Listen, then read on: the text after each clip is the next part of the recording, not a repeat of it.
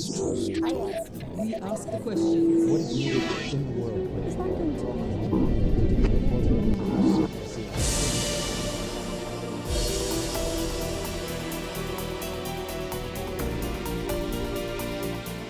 Završio medicinu, a priznat kao ekonomski ekspert. 22 godine bio premijer Malezije. Izvukao zemlju iz financijske krize. Objavio 16 knjiga. Zalaže se za razvoj zemalja trećeg svijeta. Poznat kao političar bez dlake na jeziku. Gost emisije Recite Al Jazeeri je Tun Dr. Mahathir bin Mohamad. Tun Dr. Mahathir, welcome to Al Jazeera.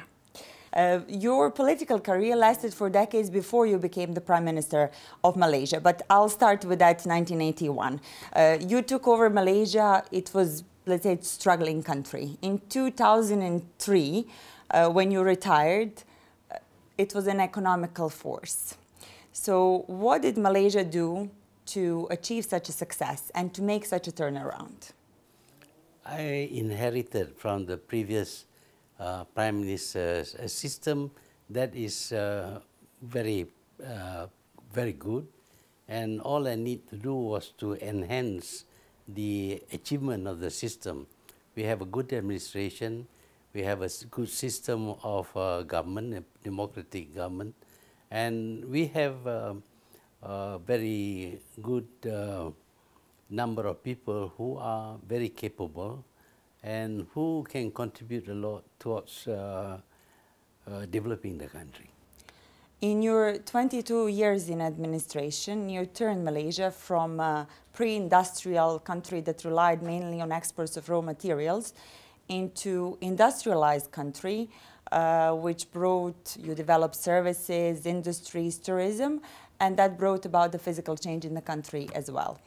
Where do you see the future of Malaysia and Malaysian development? Well, we have this ambition to become a fully developed country by the year 2020. At the present moment, we are still growing, despite the fact that in many countries growth is not possible, but Malaysia is still growing at the rate of 5 to 6% a year. And we think we can sustain that growth.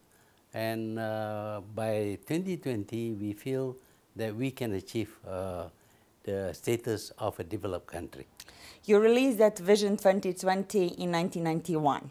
That was a 30-year vision at the time. Now it has been 10 years since you resigned from the post of Prime Minister. Do you see that Malaysia has been going in the past 10 years in the same direction? Because what is the current state of affairs? The credit rating has been downgraded. There's a debt issue, problems with the corruption as well. Is Malaysia really on the same path that you left it on? I think the prime ministers who followed me, they did not discard the Vision 2020. They still continue with it. Of course, with very different results. The present Prime Minister is moving forward, adopting the whole policy. And also, of course, there is a lot of talk about corruption in Malaysia. I wouldn't deny there is corruption, but it is not at a level that will stop development. There is some corruption, but these general press reports that the government is totally corrupt. That is not correct. The government is still focused on developing the country, and administration of the finances of the country is still good, and we are still following the path that was laid down before. And despite the impression that we have changed, that we are not democratic and all that, that is just opposition propaganda. What about the debt? We can sustain the debt. It's not too big. It's not beyond us. Our trade has increased tremendously. We have achieved 1 trillion ringgit growth in trade. And we do not borrow that much money. We tend to rely upon local sources, and the finances of the country is good. Savings rate is about 40% of GDP, and therefore we have money internally. That is why during the financial crisis of 1997-98, we were able to still continue our growth despite what the IMF says about us. In fact, later on the IMF admitted that what we did was the right thing to do. Exactly. I'll get back to IMF and the Asian financial crisis in a moment. But what about the current political situation in Malaysia? There have been elections recently. In 2008, when Prime Minister Baldawi didn't achieve results you expected him to achieve, you wanted him to resign. What is going to happen now? Well, Prime Minister Najib, who is in charge now, is following the pattern that was set before. And he is much more active, and he is quite capable in a sense, and he can manage the country. Of course, lots of foreign journalists like to ask the opposition, and the opposition, of course, tell something that is in their favor. For example, they thought that in this recent election, they would win, but we didn't think they would win, and in fact we were able to win the election with a good majority, if not a big majority.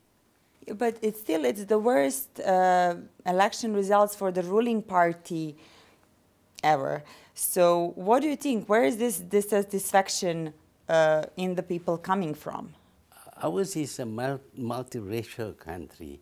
We have Chinese, we have Indians, and we have the indigenous people, the Malays. And the policy in the past was to try to bring up the group that is left behind in terms of economic wealth. Of course, the Chinese, who are the richest people in the country, they command about 60 to 70% of the economy. They do not want to contribute towards bringing up the Malays, for example, and they accuse the Malays of taking everything for themselves, which is not true.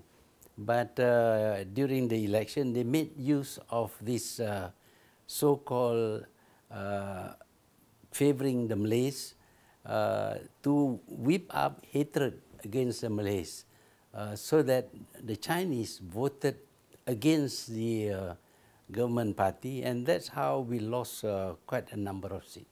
When you became, going back to the time when you became the Prime Minister, you made education of Malaysian people your top priority. You invested quite a lot of GDP into developing an educational system and sending students abroad to study. Why was education so important to you? Well, we intend to industrialize our country.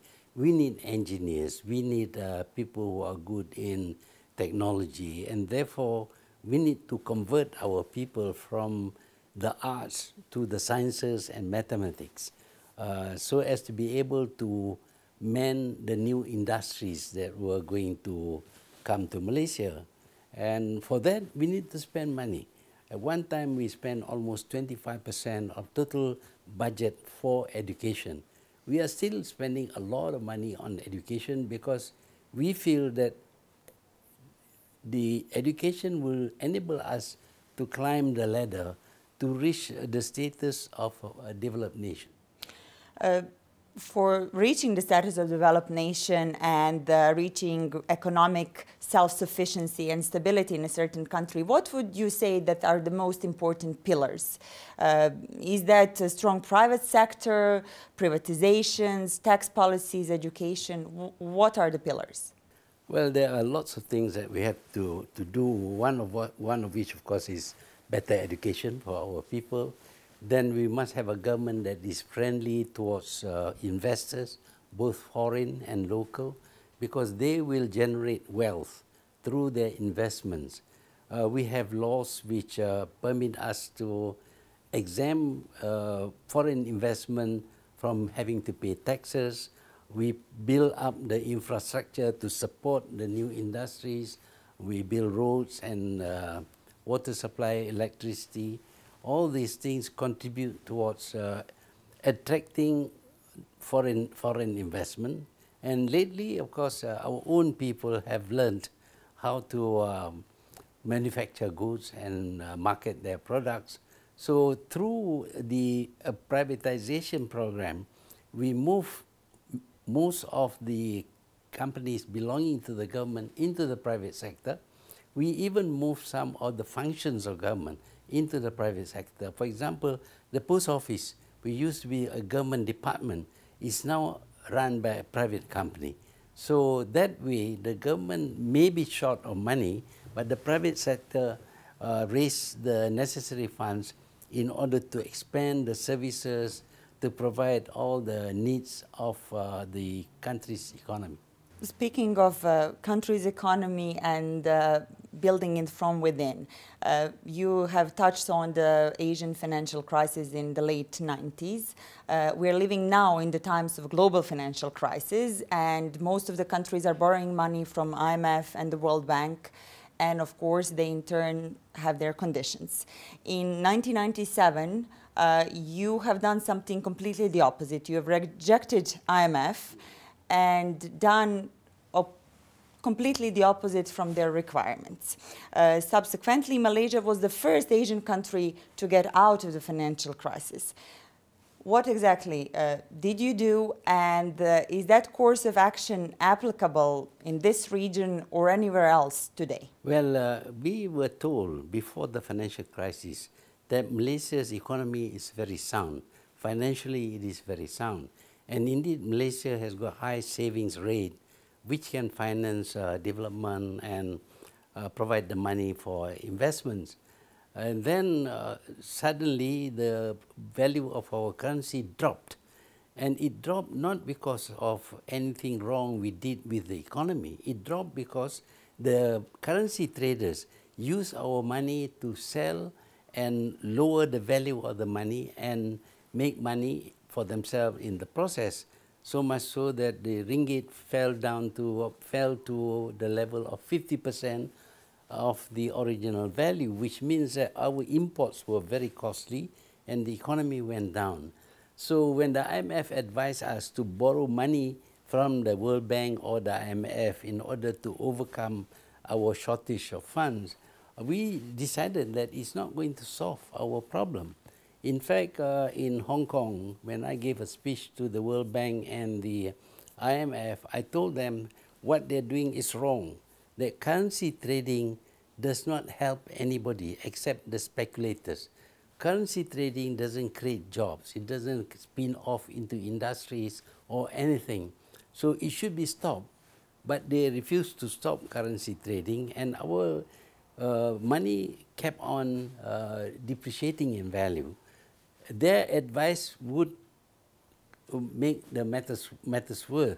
So because of that, we decided to find our own way of tackling the problem, and our way was to control foreign exchange. The value of our currency was fixed, and nobody can trade in our currency. Anybody trying to trade in our currency will not be recognized by us.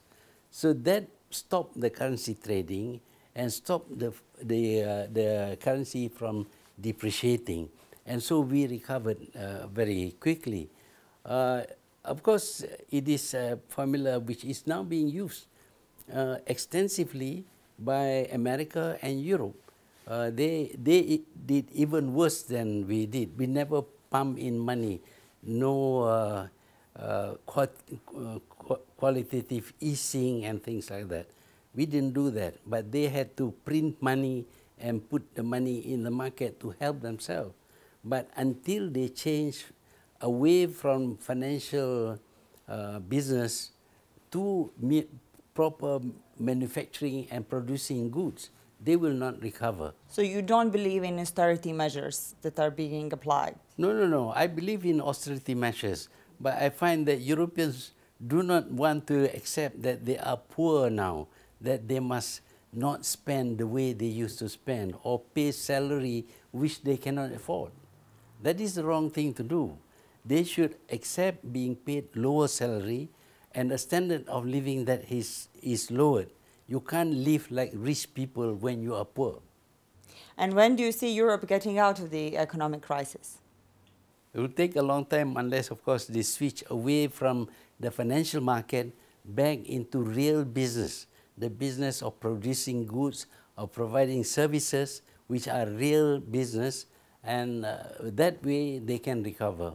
But of course, it's a hard fight because now they have to contend with industrial countries in the East which are very powerful, Japan, South Korea, China. What is your view on this current global financial crisis? Is there an industry or a lobby that could be blamed for creating this financial crisis? And is there someone, a group, that will benefit from it at the end? You know, when Japan and Korea began to produce all the goods that are sold in the market, the European goods could not compete with them because your cost in Europe is much higher. In America also is much higher than the cost in Japan. So all your goods were pushed aside, and then they, instead of trying to improve the cost of their production of goods, they decided to invent financial products, hedge funds, subprime trading, and all kinds of things like currency trading. These are not real business. This is gambling. And they, for a time, of course, they won, but eventually you gamble, you will lose. The reason why they collapse is because they switched to gambling in the financial market. They buy currencies and hope that the value goes up or goes down so that they can trade. That is not real currency. When they were trading in our currency, they had billions of ringgit, but we found they didn't have any. It's like short selling in shares. When you sell shares you don't have and hope that the value will go down, and when the share value goes down, you buy the cheap shares to deliver to the person you have sold at the higher price. That's the way they operate, and that cannot last forever. Let's turn to this region for a moment and start with the Bosnian. You are known as an ally of Bosnia and Herzegovina. You have openly pressured the world powers to stop the war during the war. You have visited the country on several occasions, and you're familiar with the situation. How do you see Bosnia today? Yeah, Bosnia should be recovering faster, but unfortunately the Dayton Agreement is framed in such a way that decision-making becomes very difficult. You have three heads of government pulling in different directions probably. And of course, that makes it difficult for a decision to be made that can contribute towards economic growth. For you, is the changing Dayton Peace Agreement and Constitution based on it, is that the main requirement, main thing needed for things to move forward in Bosnia? Or there are other things? There are other things, like the laws of the country must be made friendly to investors, both domestic and foreign. Doing business must be made easier, not too much bureaucratic procedures, and the legal system needs to adjust so that people who do business here will be protected by the law and not have to go to the courts every now and again because something has happened which they did not expect. Do you believe in democracy? Is democracy for everyone? Well, democracy has got many different interpretations. We have liberal democracy, as in the West. These are very mature societies, so they can handle that. But for countries which have just emerged, maybe gained independence or changed their government from authoritarian to democracy, the people don't understand the system yet. So it is difficult to implement. For example, we have elections in democratic countries, but the loser must accept that he has lost. But we find that in many new democracies, the loser doesn't want to accept losing. They say there is cheating, they say a lot of wrong things were done, and they have street demonstration, they go on strike. Then democracy will not work. In a democracy, when you lose, accept that you have lost. Moving on, you are a big supporter of Palestinian cause. As such, where do you see what is the solution to Israeli-Palestinian conflict? Well, Israel is committing a lot of unlawful things, like building settlements on Palestinian land, like building a wall, even to the point of killing people who are going to help the Palestinian. We send ships with relief goods for the people in Gaza. They were intercepted in high seas, in international waters. And in fact, the Turks lost 9 people because they were attacked and killed by the Israeli Navy. The main obstruction to a solution to peace is the fact that Israel is allowed to break every law because it has the support of America. But the Palestinians are not so privileged. You know, Israel, for example, has arrested some thousands of Palestinians who are not charged in a court of law. They use these people they detain. If an Israeli soldier is captured by the Palestinian, then to get back their soldier, they will release 500 or so of the people they had arrested without charge.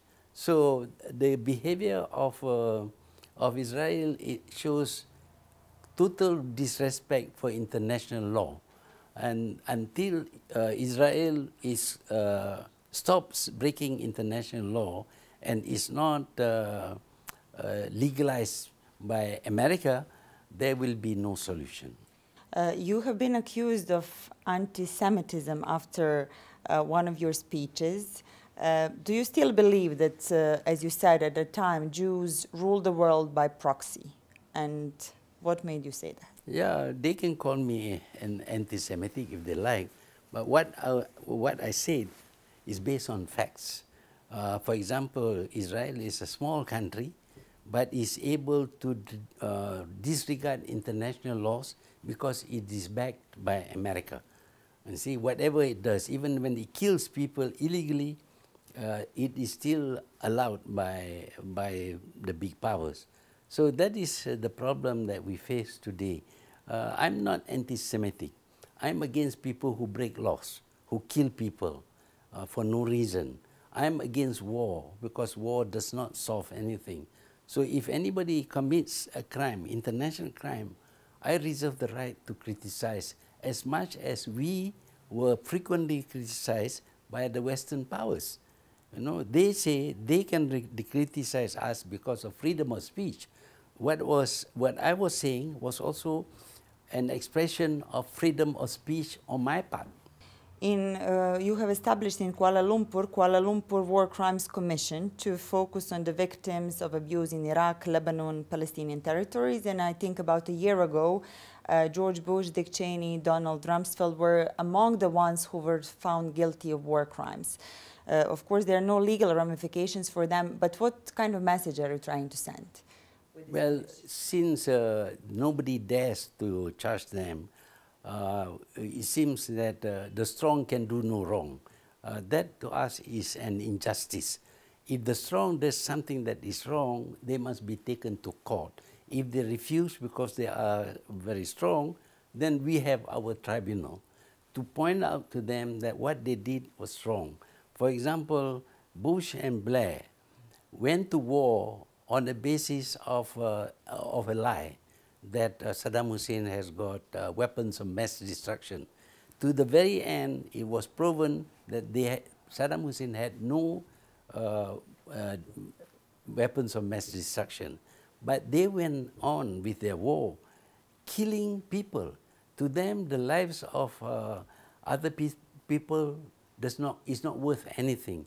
And yet, when there is a bomb exploded in America, they deny the right of the body to be buried even, because a few of them were killed. But think of the hundreds of thousands of people killed because they dropped bombs on populated areas, and innocent people, including babies, were killed by them but they call this collateral damage. So it seems that to them, their life is very valuable. Other people's life is nothing. You can kill them and say, well, this is collateral damage. You have been quoted saying that the West is proponent of war, sodomy, and genocide. Would you call yourself anti-Western? I'm not anti-West. I'm anti the things that they do. We learn a lot from the West, systems of administration, system of law even. We learn a lot from them. But when they do something wrong, for example, America was created by killing millions of Red Indians. Until now, they don't have any land of their own. Australia was occupied by British prisoners where the land does not belong to them. They just shoot on sight the Aborigines. So these are wrong things. And nobody wants to say anything because these were committed by very powerful people. Now looking back, after all the decades that you have been in the politics and you have done what you're doing, are there any regrets? I have no regret whatsoever. If I'm still the Prime Minister, I will say the same thing. Tun Dr. Mahathir, thank you so much for this interview. You're welcome.